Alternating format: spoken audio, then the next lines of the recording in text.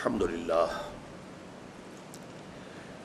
للہ وکفیٰ والصلاة والسلام علی عبادہ الذین اصطفیٰ خصوصاً علی افضلہم وخاتم النبیین محمد الامین وعلی آلہ وصحبہ اجمعین اما بعد فاعوذ باللہ من الشیطان الرجیم بسم اللہ الرحمن الرحیم۔ گزشتہ مجلس میں ہم یہاں تک پہنچ گئے تھے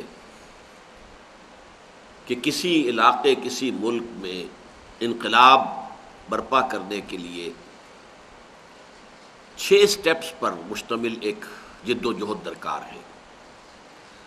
پہلا سٹیپ کہ کوئی انقلابی نظریہ اور فلسفہ ہو جو واقعی انقلابی ہو اور existing politico socio economic system کی جڑوں پر تیشہ بن کر گرے،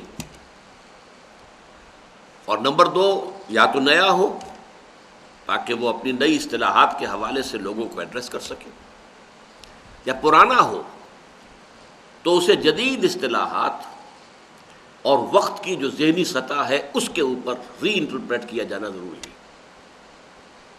پھر یہ کہ اس فلسفے اور نظریے کو پھیلایا جائے اور اس میں جتنے بھی اویلیبل، جتنے بھی ممکن الحصول ہوں ذرائع، ان سب کو استعمال کیا جائے۔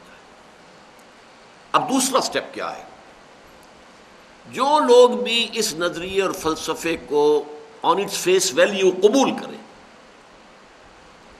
شعوری طور پر قبول کریں، انہیں آرگنائز کیا جائے۔ اس لیے کہ ظاہر بات ہے کہ انقلاب کا تقاضا کیا ہوگا؟ ایک نظام کو بدلنا، نظام جو ایگزسٹنگ ہے اس کے ساتھ پریولیجڈ طبقات ہیں، مراعات یافتہ طبقات ہیں، ان کے ویسٹڈ انٹرسٹ ہیں، وہ یہ چاہیں گے کہ اس نظام کو کوئی نہ چھیڑے، سٹیٹس کو رہنا چاہیے، جو نظام ہے قائم رہے۔ اگر وہ جاگیردارانہ نظام ہے، جاگیردار چاہیں گے اسی طرح برقرار رہے، سرمایہ دارانہ نظام ہے، سرمایہ دار چاہے گا اسی طرح قائم رہے، بادشاہی نظام ہے، بادشاہی خاندان چاہے گا اسی طرح برقرار رہے، and they are bound to resist, وہ راستہ روکیں گے لا محالہ پوری طاقت کے ساتھ۔ تو جب یہ تصادم ہونا ہے تو تصادم کے لیے ایک منظم طاقت کی ضرورت ہے، ایک ہجوم، ایک انبوہ، ایک کراؤڈ جو ہے وہ اس مرحلے کے تقاضوں کو پورا نہیں کر سکتا۔ Organisation is the second necessary step. اس آرگنائزیشن کے بھی 2 کوالیفیکیشنز جو ہیں ان کو آپ اپنے ذہن میں رکھیے۔ ایک تو یہ کہ اسے ڈسپلنڈ ہونا چاہیے، فلی ڈسپلنڈ، جیسے کہ ہمارے ہاں محاورتاً فوج کا ڈسپلن ہوتا ہے، اس کو آپ کیا کہتے ہیں؟ لسن اینڈ اوبے۔ فوج میں یہ نہیں ہو سکتا کہ کوئی افسر اپنے ماتحت سے کہے یہ کرو اور وہ کیسا، پہلے مجھے سمجھائیں کیوں کروں، اس میں مصلحت کیا ہے؟ تو there's not to reason why، یہ ان کا حق نہیں ہے کہ وہ ریزن کریں کیوں۔ there's but to do and die، their duty is کہ جو کچھ حکم دیا گیا اس پر عمل کریں، موت آتی ہے تو آئے۔ یہ ہے فوج کا ڈسپلن، اسی کو سمع و طاعت، لسن اینڈ اوبے۔ جب تک یہ ڈسپلن اتنا مضبوط نہیں ہوگا انقلاب کے تقاضے پورے نہیں ہو سکتے۔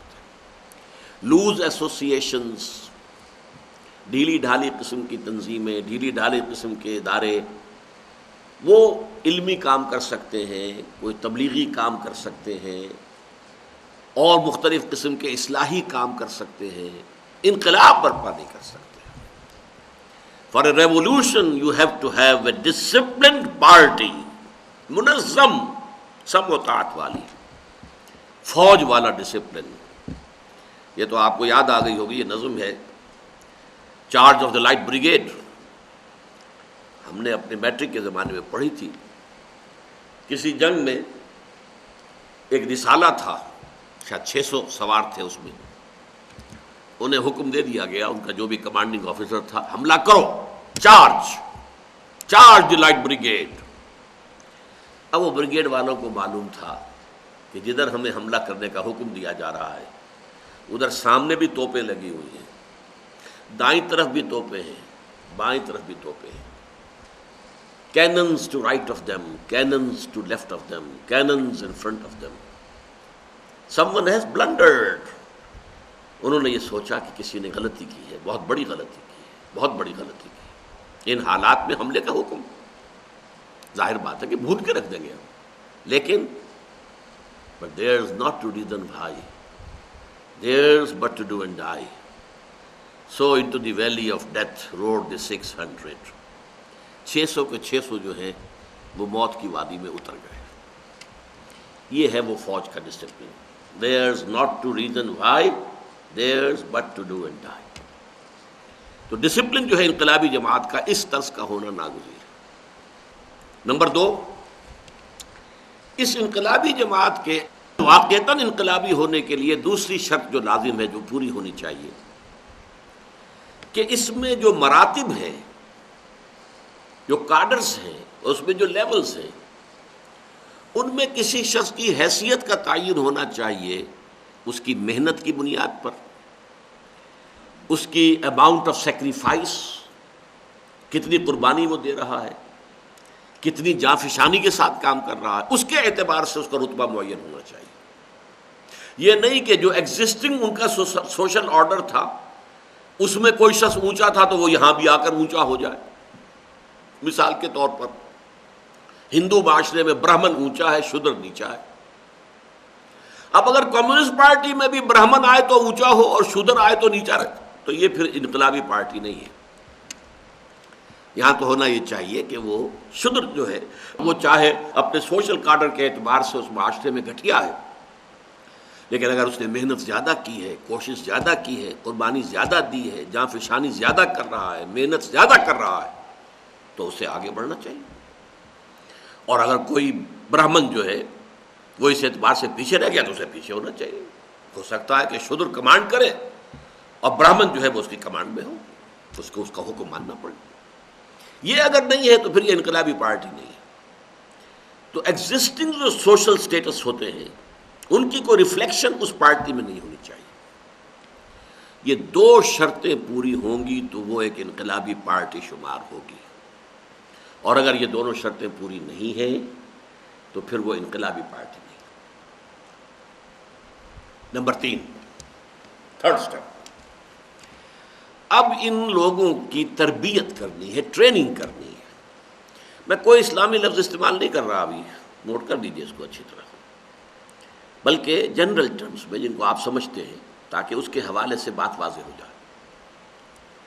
تیسری چیز ٹریننگ ہے۔ ٹریننگ کس بات کی؟ پہلی چیز تو یہ ہے کہ آپ کے جو کارکن ہیں، جو ورکرز ہیں، ان کے ذہنوں میں ان کا جو انقلابی فلسفہ ہے وہ ہر وقت مستحضر رہنا چاہیے۔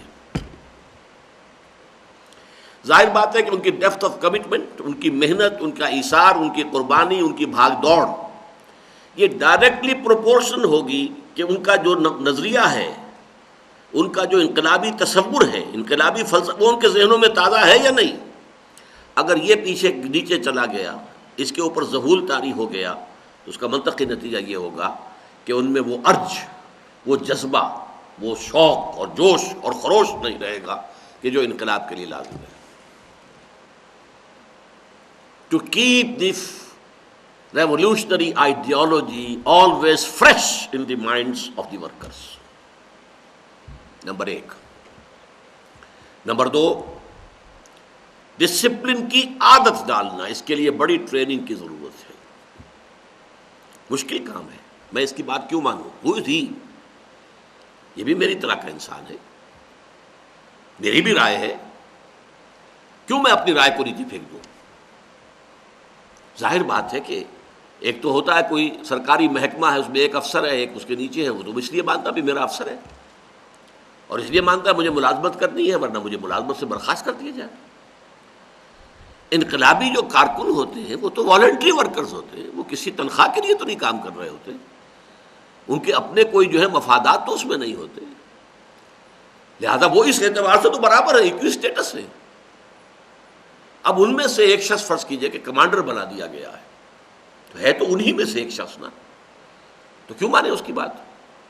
اپنی بات کیوں نہ منوائیں؟ پریشرائز کریں، سب ملا کر جتھا بندی کر کے اپنی رائے جو ہے اس کے اوپر ٹھوسے، تو بڑا مشکل کام ہے۔ سم و طاعت، listen and obey in a voluntary organization. فوج ہے تو فوج میں ظاہر بات ہے ہر شخص جو ہے وہ اپنی تنخواہ کے لیے فوج میں ریکروٹ ہوا ہے، ترقی کے امکانات ہیں، اگر اس کی جو ہے پرسنل ریکارڈ کے اوپر کوئی چھینٹے آ گئے تو آگے ترقی رک جائے گی۔ وہاں تو بہت سی چیزیں ہوتی ہیں کہ جس کی وجہ سے انسان جو ہے وہ ڈسپلن کی پابندی کرتا ہے، لیکن یہاں تو ایسی کوئی بات نہیں۔ تو اس کے لیے ٹریننگ کی ضرورت ہے، جس کو کہا ہے کسی شاعر نے بڑی خوبصورتی سے، ہم بھی تسلیم کی خو ڈالیں گے، بے نیازی تیری عادت ہی صحیح۔ جو تنظیم کی تسلیم کی خو ڈالنا، عادت یہ کلٹیویٹ کرنا، اپنے اندر اس عادت کو پروان چڑھانا کہ جو حکم ملے گا مانوں گا، یہ ہے ٹریننگ، ریولوشنری ٹریننگ کا دوسرا ایسپیکٹ۔ تیسرا ایسپیکٹ، اس ریولوشنری ٹریننگ کا تیسرا تقاضا یہ ہے کہ تن من دھن یہاں تک کہ جان تک قربان کر دینے کے لیے تیار ہو جائے۔ انقلاب بہرحال جن مراحل سے ہو کر گزرتا ہے ان میں جانیں دینی پڑتی ہیں۔ اگر یہ جذبہ نہیں ہو گیا ہے، کم وقت میں جان، مال، آبرو، ہر شے میں قربان کرنے کو تیار ہوں، یہ نہیں ہوگا تو انقلاب نہیں آئے۔ ٹھنڈے ٹھنڈے انقلاب نہیں آتا، آرام سے جو ہے وہ کلبیں چل سکتی ہیں، وہ حلقہ احباب جو ہے وہ بن سکتا ہے، لیکن کوئی لٹریری سرکل ہو، کوئی اور اسی طرح کا سوشل سرکل ہو، لیکن نہیں، انقلاب لانے کے لیے تو ہر شے قربان کر دینے کے لیے انسان کو ذہناً تیار ہونا چاہیے۔ یہ تین چیزیں جو ہیں یہ تو پری ریکویزٹس ہیں فار اینی ریولوشنری ٹریننگ، کوئی بھی ریولوشنری ٹریننگ، خالص دنیاوی انقلاب ہو، خالص مادی انقلاب ہو، یہ تین چیزیں تو لازم ہیں۔ نمبر ایک کہ انقلابی نظریہ مستحضر رہے ہمیشہ، وہ کہیں تحت الشعور میں یا نیچا یادداشت کی گہرائیوں میں نہ اتر جائے۔ It should remain fresh at the conscious level of your mind، number one. Number two, ہم بھی تسلیم کی خو ڈالیں گے، عادت ہو جائے حکم سننے اور ماننے کی۔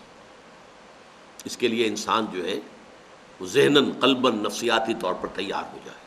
نمبر تین، تن من دھن سب کچھ قربان کرنے کے لیے تیار۔ البتہ اگر ریولوشن کوئی ایسا ریولوشن ہے جس کے کوئی اخلاقی اور روحانی ڈائمینشنز بھی ہیں، یہاں میں پہلی مرتبہ جو ہے اس بحث میں اسلام کا لفظ لا رہا ہوں، اس لیے کہ بالآخر تو ہمیں جو گفتگو کرنی ہے وہ اسلامی انقلاب کے بارے میں۔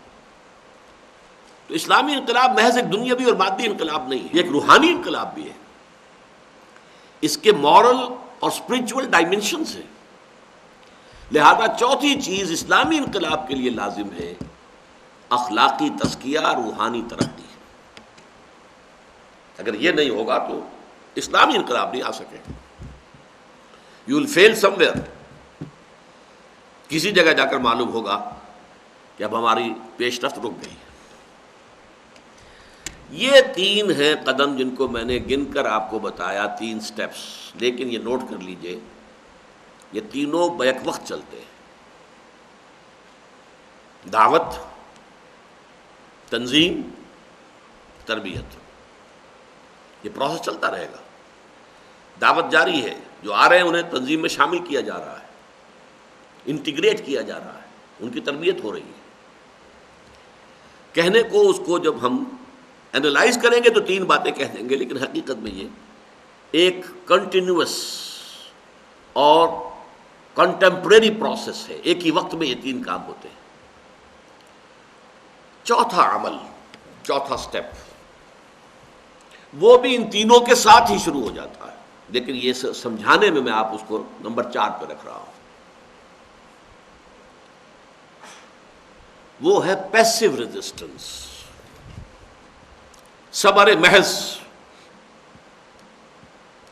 ایک بات تو یہ ہے کہ کوئی آپ کے خلاف زبان درازی کرتا ہے تو آپ بھی جواب دیں ترکی میں ترکی، at the legal level it's your right. کوئی آپ کو تھپڑ مارتا تو آپ بھی تھپڑ ماریں، قصاص آپ کا حق ہے۔ لیکن نہیں، ریولیوشنری دعوت اور تبلیغ، ریولیوشنری دعوت کے لیے لازم ہے کہ ایک حد تک، ایک سٹیج تک صورت یہ رہے کہ لوگ گالیاں دیں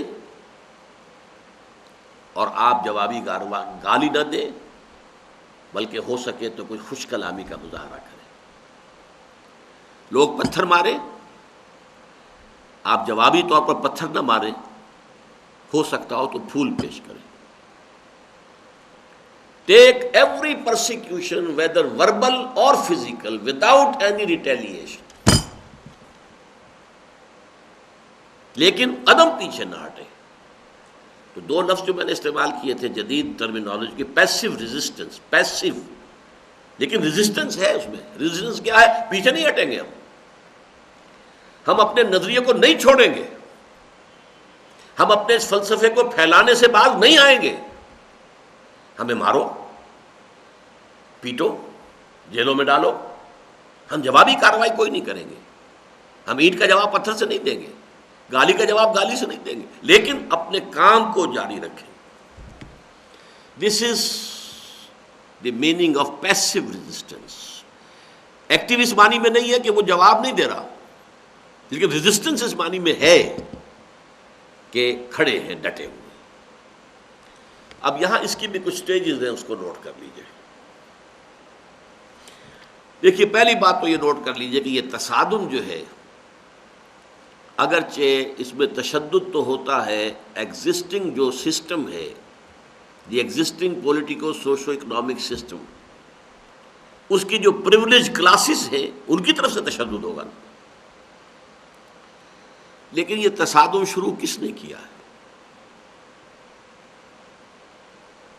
یہ تصادم انقلابی شروع کرتے ہیں۔ ظاہر بات ہے انہوں نے کھڑے ہو کر کہا ہے تمہارا نظام غلط۔ لوگ رہ رہے تھے، آرام سے رہ رہے تھے، جو بھی کچھ تھا، کوئی ڈاؤن ٹراڈن تھے تو انہوں نے بھی اپنی قسمت کے ساتھ جو ہے، ٹھیک ہے ہماری قسمت یہی ہے۔ وہ غلام تھے تو انہوں نے بھی ریکنسائل کیا ہوا تھا، ٹھیک ہے ہماری قسمت یہ ہے۔ آپ نے کھڑے ہو کر کہا یہ ظالمانہ نظام ہے، یہ غلط نظام ہے، اسے بدلنا چاہیے۔ Who initiated the process? The process is initiated by the revolutionaries. جب وہ کھڑے ہو کر کہتے ہیں یہ نظام غلط ہے، یہ ظالمانہ ہے، یہ ریپریسو ہے، یہ ایکسپلائٹیٹو ہے،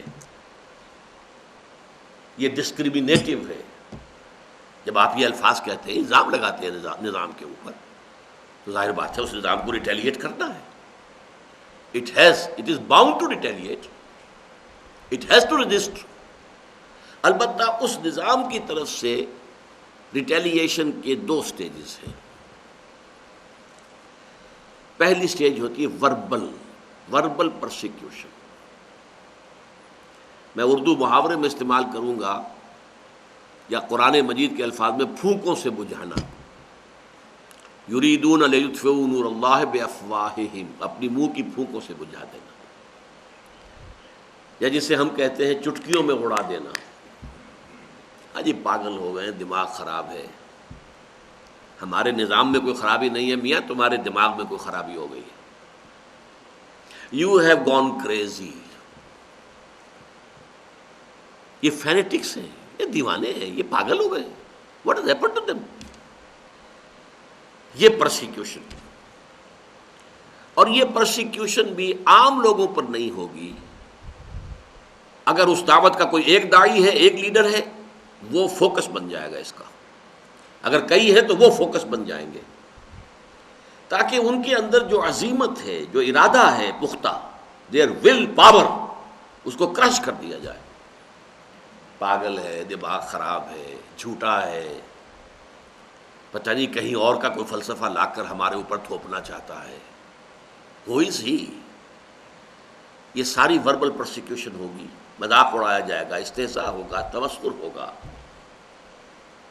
تاکہ یہ کہ اس کی اندر سے اس کی قوت ارادی کچھ لی جائے، کریکٹر اسیسینیشن ہوگی، تاکہ اس کے اندر جو وہ ہمت ہے وہ ختم ہو جائے۔ ظاہر بات ہے کہ اگر اس کی ہمت ختم ہو گئی تو باقی سب تو خود بخود ہی بیٹھ جائیں گے۔ لیکن پھر سیکنڈ سٹیج اس وقت آتی ہے جب کہ وہ اس نظام کے جو ذمہ دار لوگ ہیں وہ یہ محسوس کریں کہ ہمارے یہ چٹکیوں میں اڑانے سے تو یہ بات ختم نہیں ہو رہی،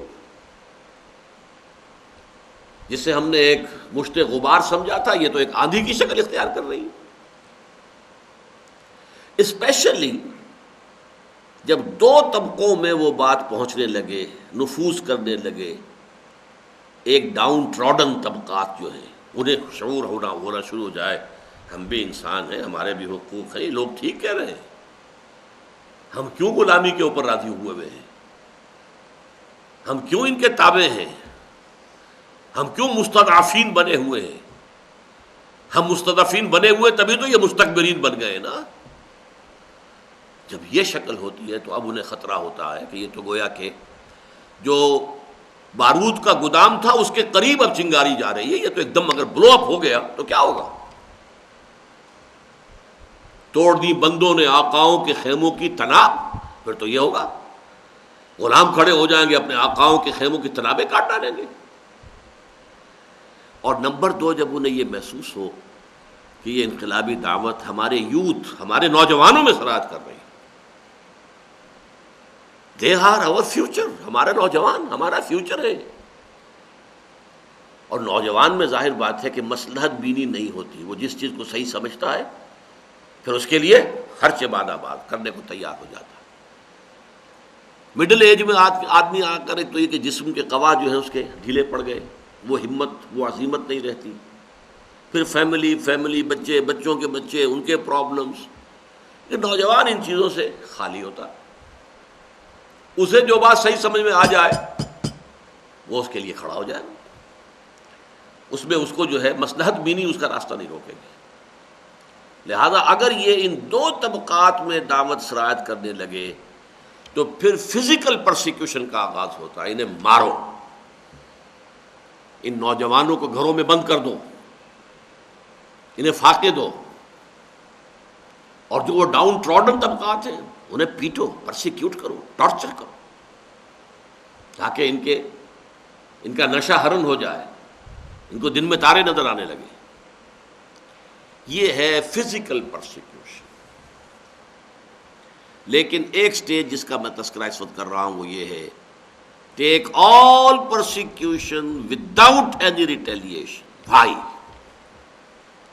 یہ بھائی کا معاملہ بہت اہم ہے، اس لیے کہ ہر چیز کی ایک حکمت ہے، کس وجہ سے ہے یہ۔ دیکھیے، انقلابی شروع میں ہمیشہ آپ کو معلوم ہے تھوڑے ہوتے ہیں لوگ، ایک نظام اسٹیبلشڈ ہے، اس کے محافظ ہیں۔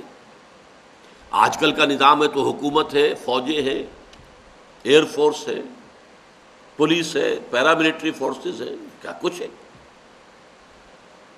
ہیلی کاپٹروں سے بھی بارش ہو جائے گی، گولیوں کی اور میزائلز کی، یہ سب کچھ ہو سکتا ہے۔ لہذا شروع میں جبکہ معدود چند لوگ ہیں، اگر یہ وائلنٹ ہو جائیں، اگر یہ جواب دینا شروع کر دیں تو گویا کہ اخلاقی جواز حاصل ہو جائے گا اس وقت کے نظام کو کہ انہیں بالکل کرش کر دے، ختم کر دے۔ لیکن جب یہ لوگ کچھ نہیں کر رہے، مار کھا رہے، ہاتھ نہیں اٹھا رہے، تو ایک بات رہتی ہے کہ اس کے نتیجے میں انہیں بھی ایک حد سے آگے وہ نہیں بڑھتے، مارتے ہیں، پیٹتے ہیں، ستاتے ہیں، تکلیف دیتے ہیں، لیکن یہ کہ چونکہ ان کے خلاف کوئی بالفعل کوئی فزیکل اقدام نہیں کیا جا رہا ہے، لہذا ایک حد سے آگے وہ بھی نہیں جاتے۔ اس کو میں کہتا ہوں ٹو بائی ٹائم، یہ بائنگ آف دی ٹائم ہے۔ A revolutionary movement has to buy time, اسے وقت چاہیے۔ اگر ابھی وہ فوراً جو ہے تصادم کو مول لے گی تو کرش کر دی جائے گی۔ They will be eliminated in no time, exterminated in no time, کو وقت لگے گا ہی نہیں۔ ابھی تو انہیں وقت چاہیے تاکہ اپنا بیس براڈ کر لیں، اپنی دعوت زیادہ پھیلا سکیں، اپنے زیادہ لوگوں کو اپنا ہم خیال بنا سکیں، اپنی آرگنائزیشن کو مضبوط کر لیں، ڈسپلن کی عادت بھی پڑ جائے, ٹریننگ بھی ہو جائے, اس کے لیے they have to buy time. And for that buying of time they have to take this passive resistance till such time that they feel that we are now strong enough to retaliate. جب تک کہ یہ احساس نہیں ہوگا کہ اب ہم مضبوط ہیں, ہم مقابلہ کر سکتے ہیں میدان میں آ کر کھلم کھلا, اس وقت تک پیسو ریزسٹنس چلے گی. ٹو بائی ٹائم, تاکہ اس غالب اور اسٹیبلش سسٹم کو بالکل ایسٹرمینیٹ کرنے اور بالکل اینیہیلیٹ کرنے اور بالکل ختم کرنے کے لیے اخلاقی جواز نہ مل سکے. اس کا دوسرا پہلو بھی دیکھیے. اس پیسو ریزسٹنس کا ایک بہت بڑا فائدہ ہوتا ہے, اور وہ یہ ہے, جیسا کہ ہر شخص جانتا ہے کہ ہر معاشرے میں ایک ہوتی ہے جسے ہم کہتے ہیں سائلنٹ میجورٹی. ایک ہوتے ایکٹیو لوگ, نمایاں لوگ ہیں, چودھری لوگ ہیں, ایلیٹ جنہیں آپ کہتے ہیں, بیوروکریسی ہے, آرمی ہے, یہ ہے وہ ہے. ایک ہے پولیٹیکل فگرز ہے, پولیٹیکل پارٹیز ہے. ایک ہے سائلنٹ میجورٹی. سائلنٹ میجورٹی عام طور پر اس میں اتنی ہمت نہیں ہوتی کہ وہ کھڑے ہو کر اور ڈٹ جائے مقابلے میں کہ یہ غلط کام ہے, اسے ہم نے ختم کرنا ہے. They keep lying low. لیکن یہ سائلنٹ میجورٹی سائلنٹ تو ہوتی ہے, اندھی اور بہری تو نہیں ہوتی. وہ دیکھ رہی ہوتی ہے معاشرے میں کہ اس وقت ایک کشاکش برپا ہے ہمارے معاشرے میں. کچھ لوگ ہیں کہ جنہیں ستایا جا رہا ہے, مارا جا رہا ہے, یہ پرسیکیوشن ان کی ہو رہی ہے. کیوں ہو رہی ہے؟ انہوں نے کوئی چوری نہیں کی, کوئی ڈاکہ نہیں ڈالا, کوئی کسی کی عزت پر حملہ نہیں کیا, بس صرف یہ کہ وہ یہ کہتے ہیں کہ یہ نظام غلط ہے, اس نظام کو درست ہونا چاہیے, بس, اور کوئی ان کا اخلاقی جرم نہیں. اس کا نتیجہ کیا نکلتا ہے کہ سائلنٹ میجورٹی کی اندر ہی اندر ہمدردیاں ریولوشنریز کے ساتھ ہو جاتی ہیں, جن کو وہ دیکھتے پٹتے ہوئے, مار کھاتے ہوئے, جیلوں میں جاتے ہوئے. ایک فطرت ہے انسان کی, انسانی فطرت جو ہے اس کا تقاضا یہ ہے کہ ان کے ساتھ پھر ایک ہمدردی, ایک معاملہ جو ہے جو دلوں کو فتح کر لے وہی فاتح زمانہ. ریولوشنریز کے ساتھ چاہے کم لوگ آئے ہوں ان کے ساتھ, ایک تو وہ ہے جو آ گئے, جنہوں نے جوائن کر لیا, ریولوشنری پارٹی میں شامل ہو گئے, وہ تو ایکٹیوسٹ ہیں, وہ لگے ہوئے ہیں, وہ کام کر رہے ہیں, محنت کر رہے ہیں, مارے کھا رہے ہیں. لیکن ان کے علاوہ ان کے گرد ایک بہت بڑا حلقہ ایسے لوگوں کا ہوگا جنہیں ان سے ہمدردی ہے, اگرچہ ان میں اتنی جرت نہیں ہے, they can't take the courage to stand up and say this is wrong, نہیں, لیکن ان کے اندر بھی ایک احساس ہوتا ہے کہ یہ لوگ مظلوم ہیں, ان پر ظلم ہو رہا ہے, ان پر زیادتی ہو رہی ہے, اور اس کی وجہ سے اندر ہی اندر ان کی ہمدردیاں ان ریولوشنری ورکرز کے ساتھ ہو جاتی ہیں. یہ ہے چوتھا سٹیپ گنتی میں. لیکن جیسا کہ میں نے شروع میں عرض کیا تھا, یہ سٹیپ شروع ہو جاتا ہے پہلے دن سے. جیسے ہی کوئی شخص جس نے کھڑے ہو کر کہا یہ نظام غلط ہے, تو جوابی تیر آئے گا تمہارا دماغ خراب ہے. سیدھی سیدھی بات, لامحالہ. لہذا یہ چار سٹیپ جو ہے یہ سائیڈ بائی سائیڈ ہیں, ساتھ چلتے ہیں. سمجھانے کے لیے میں نے انہیں چار میں تقسیم کیا ہے. نمبر ایک, کوئی انقلابی نظریہ, فکر, فلسفہ اور اس کی اشاعت. نمبر دو, جو لوگ شعوری طور پر اس نظریے اور اس فکر کو اختیار کریں ان کو منظم کرنا. نمبر تین, ان کی آنے والے دور کے مراحل کے اعتبارات سے تربیت کرنا. نمبر چار, جب تک طاقت اتنی نہ ہو کہ یہ محسوس کریں, جو بھی ظاہر بات ہے پارٹی لیڈرشپ ہوگی وہی طے کرے گی کہ ہم اب اس قابل ہیں کہ ہم ایک اوپن کنفرنٹیشن جو ہے وہ رسک کر سکتے ہیں, اس وقت تک پیسو ریزسٹنس ہو. ٹیک آل پرسیکیوشن ویدر وربل اور فزیکل وداؤٹ اینی ریٹیلیشن. اب اس چار کے بعد جو پانچواں مرحلہ ہے یہ ہے اصل میں بہت decisive, changing from the passive to the active resistance. یہ اس اعتبار سے ڈسائسو ہے, کریٹیکل ہے اگر یہ پری میچور آپ نے کر لیا، مد مقابل کی قوت کا صحیح اندازہ نہیں لگایا، اپنی طاقت کو اوور ایسٹیمیٹ کر لیا، تو نتیجہ کیا نکلے گا؟ ڈساسٹر۔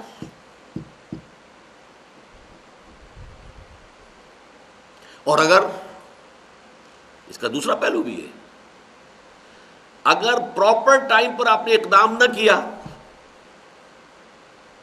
تو پھر وہ ریولوشنری موومنٹ جو ہے خود اندر سے کمزور پڑنی شروع ہو جاتی ہے، جس کو آپ انگریزی میں کہتے ہیں یو ہیو مسڈ دی بس، چانسز کم یور وے، لیکن یہ آپ کا کام ہے کہ چانس کو سمجھ لیں کہ ہاں یہ وقت ہے، catch the time by the forelock. اگر آپ نے اس کو مس کر دیا then you have missed the bus. یہ دونوں طرف کا معاملہ، یہ ایک طرف کا نہیں ہے۔ اگر آپ نے پری میچورلی کیا ہے تب بھی تباہی ہے، اگر آپ نے موقع آ گیا ہے اور اسے گنوا دیا ہے تب بھی اس کے نقصانات ہوں گے۔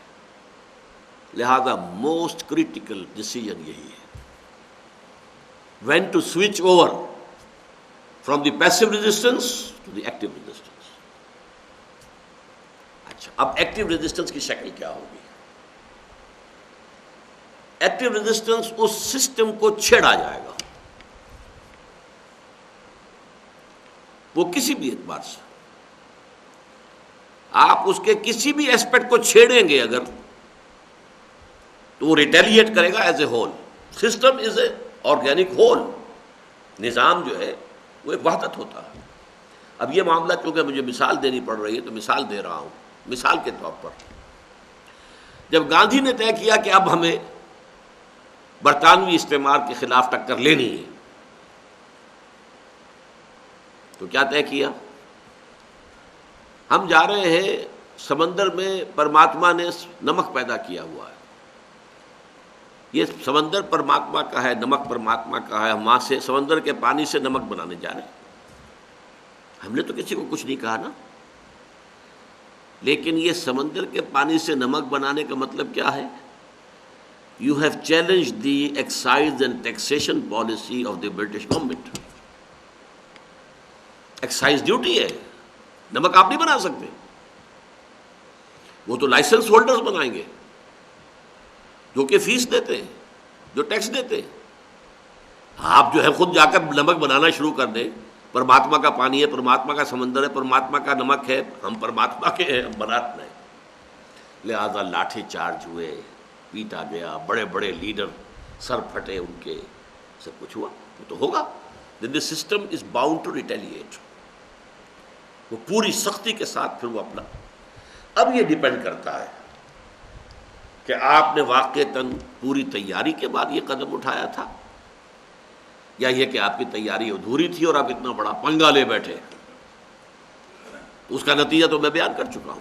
اگر پری میچورلی کیا تھا، ابھی تیار نہیں تھے، you were not ripe enough, you were not prepared, تو یہ تو اس مرحلے کے شروع ہونے کے بعد کوئی مڈل روڈ نہیں ہے، یا تخت یا تختہ، یا تو کامیابی ہوگی اور یا پھر ناکامی ہو جائے گی، ختم ہو جائے گی۔ تختہ جو ہے وہ تو پھانسی کے لیے کہتے ہیں، یا پھر خاتمہ ہو جائے گا۔ اب یہ جو ہے پانچواں ایکٹیو ریزسٹنس، اس کے نتیجے میں ایک آرمڈ کانفلکٹ بھی ہو سکتا ہے اور ایک یونیلیٹرل وار بھی ہو سکتی ہے۔ سکس سٹیپ جو ہے، کیونکہ ہمیں بعد میں سمجھنا ہے سیرت النبی کو، سیرت النبی میں وہ سکس سٹیپ جو ہے وہ آرمڈ کانفلکٹ ہے، ٹو سائیڈڈ وار۔ غزوہ بدر سے شروع ہوا اور فتح مکہ اور فتح حنین پر یوں سمجھیے کہ وہ اپنی تکمیل کو پہنچ گئے۔ It was a two sided war, اللہ کی راہ میں جنگ جس میں قتل ہوتے بھی ہیں، قتل کرتے بھی ہیں۔ یقاتلون فی سبیل اللہ فیقتلون ویقتلون، اللہ کی راہ میں قتال کرتے تو قتل کرتے بھی ہیں، قتل ہوتے بھی ہیں۔ بدر میں 70 قریش کے مارے گئے، احد میں 70 صحابہ شہید ہو گئے۔ یہ ہے دو طرفہ جنگ، یہ بھی ہو سکتی ہے۔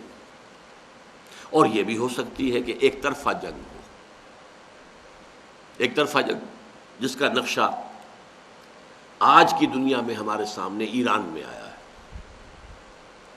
ایران کے انقلاب کو ایک تو یہ سمجھ لیجئے کہ میں نے کبھی بھی ان کوالیفائڈ اسلامی انقلاب نہیں کہا، میں نے ہمیشہ یہ کہا کہ یہ بھی ہو سکتی ہے اور یہ بھی ہو سکتی ہے کہ ایک طرفہ جنگ ہو،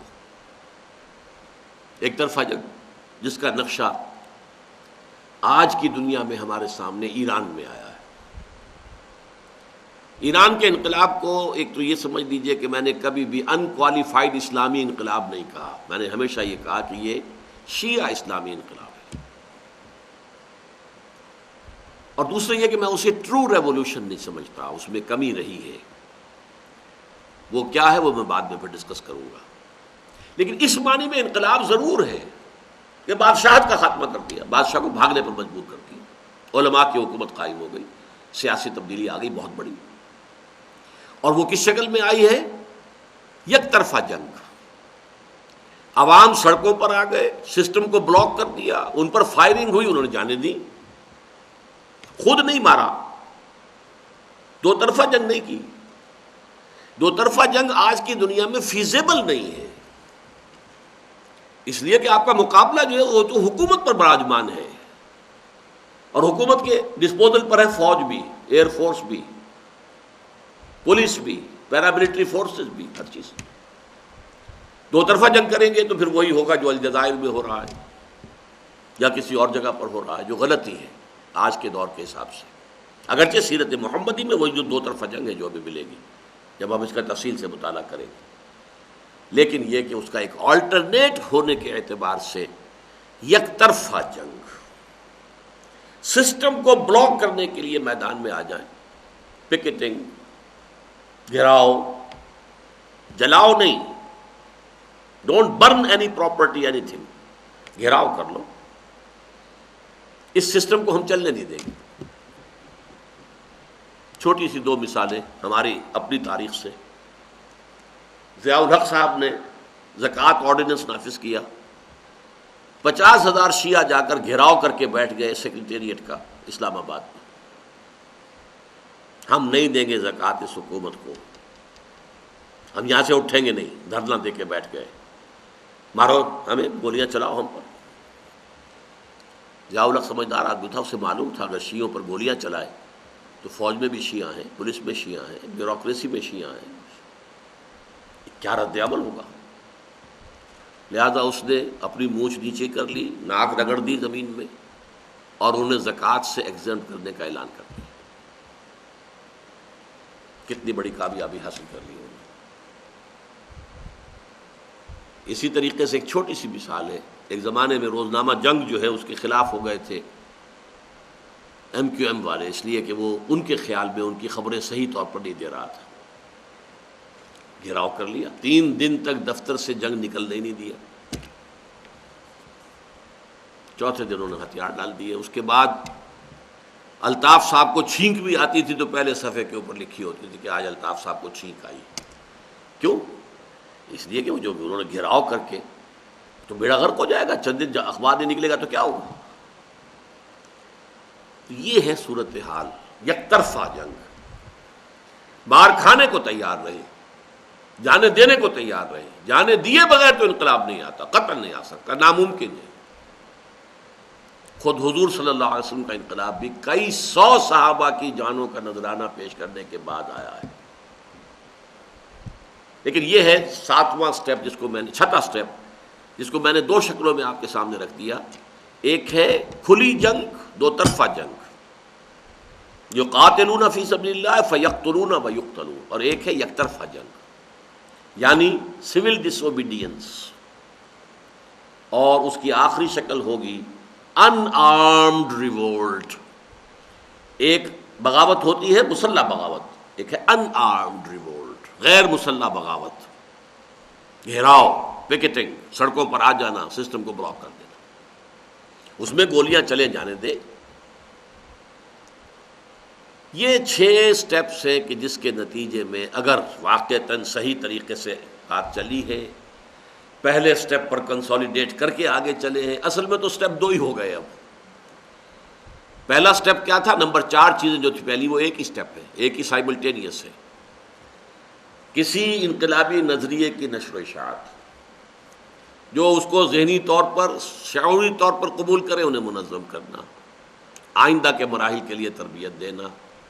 جب تک طاقت کافی نہیں ہے پیسو ریزسٹنس، ہر تشدد کے جواب میں صبر کرنا. دوسری سٹیج جب محسوس ہو کہ اب طاقت ہے، حالات ہمارے سازگار ہیں، we can risk an all out confrontation with the system, اب ہم یہ رسک لے سکتے ہیں، تو میدان میں آ کر چھیڑنا اس کو، اس سسٹم کو کسی طرح سے بھی چھیڑیں گے وہ سسٹم ایز اے ہول پورے طور پر ریٹیلیٹ کرے گا اپنی پوری طاقت کے ساتھ. اب اگر اس وقت تک آپ پوری طرح تیار ہو چکے ہیں تو چاہے وہ دو طرفہ مسلح جنگ ہو اور چاہے وہ یک طرفہ ان آرمڈ ریوولٹ ہو، آپ کامیاب ہو جائیں گے. اس کے بعد جو 7واں سٹیج ہے وہ ہے ایکسپورٹنگ آف دی ریولیوشن. یہ میں نے شروع میں بھی آپ سے کہا تھا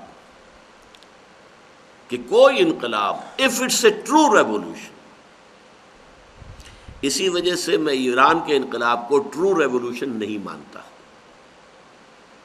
اس لیے کہ یہ لٹمس ٹیسٹ ہے. جیسے آپ دیکھ لیتے ہیں لٹمس نیلا لال جو ہے اس سے کہ یہ ایسیڈک ہے یا الکلائن ہے لکوڈ جو ہے آپ کے پاس، تو لٹمس ٹیسٹ یہ ہے کہ وہ جغرافیائی اور قومی اور سیاسی حدود سے باہر نکلے.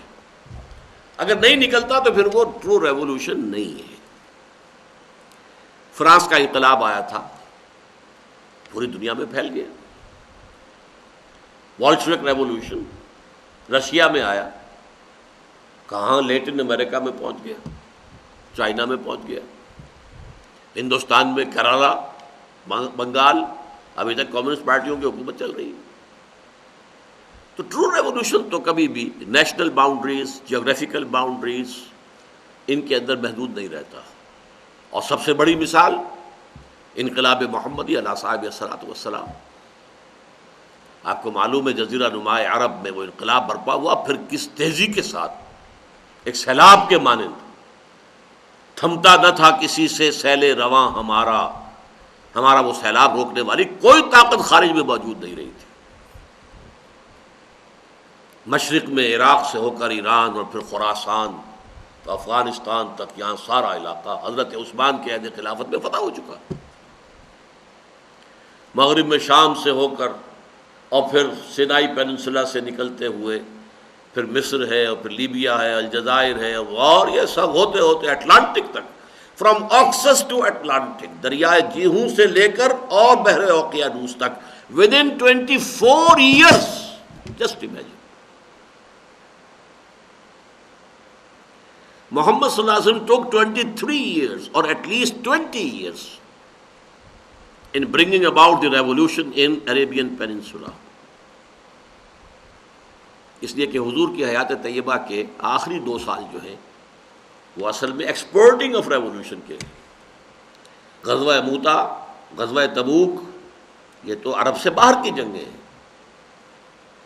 یہ process 7th stage of that process. اندرون ملک انقلاب کی تکمیل جو ہے وہ سن 9 میں ہو چکی ہے. گویا کہ 20 برس 21 برس اس میں حضور نے انقلاب برپا کیا جزیرہ نما عرب میں. پھر وہ جو پھیلا ہے تو آپ کو معلوم ہے کہ 24 برس کے اندر کتنا بڑا علاقہ دنیا کا جو ہے. شمال کی طرف جو کالم گیا تھا وہ پہنچ گیا کوہ قاف تک. کوکیشین ماؤنٹینز کا ایک سلسلہ تھا جس نے روکا ہے کہ مشرق میں بھی نہ کوئی پہاڑی سلسلہ تھا جو روکتا اور نہ مغرب میں تھا. مغرب میں تو اوقیانوس تک پہنچ گئے. تو یہ ہے 7th step of the revolution. And this is critical in the sense کہ لٹمس ٹیسٹ کسی ریولیوشن کے واقعتاً ٹرو ریولیوشن ہونے کا یہی ہے کہ وہ اپنی جغرافیائی یا قومی یا سیاسی حدود سے باہر نکلے. بہرحال میں نے آپ کے سامنے وہ نقشہ رکھ دیا ہے. ان میں نے آخر میں ذکر کیا ہے سیرت النبی کا، بعض حوالوں سے ناگزیر تھے، ورنہ میں دامن بچاتا ہوا چلا ہوں بالکل کہ کوئی دینی اصطلاح نہ آئے. اس دینی اصطلاحات کے مفہوم ہمارے ہاں جو ہے وہ بہت محدود ہو چکے ہیں، ان سے ذرا ہٹ کر میں نے بات کی ہے. اب ہمیں اس میں سے ایک ایک کے حوالے سے بات کرنی ہے انشاءاللہ تعالیٰ۔ پھر اب اگلی نشست میں ہم جو ہے یہ جو میں نے خاکہ آپ کے سامنے رکھ دیا ہے، اب اس میں رنگ بھرنا ہے صرف سیرت سے اور اسلامی اصطلاحات کے حوالے سے، تاکہ اب ہم اس کو قرآن اور حدیث اور سنت اور سیرت کے حوالے سے سمجھ لیں۔ اقول قولی ھذا واستغفر اللہ لی ولکم ولسائر المسلمین والمسلمات۔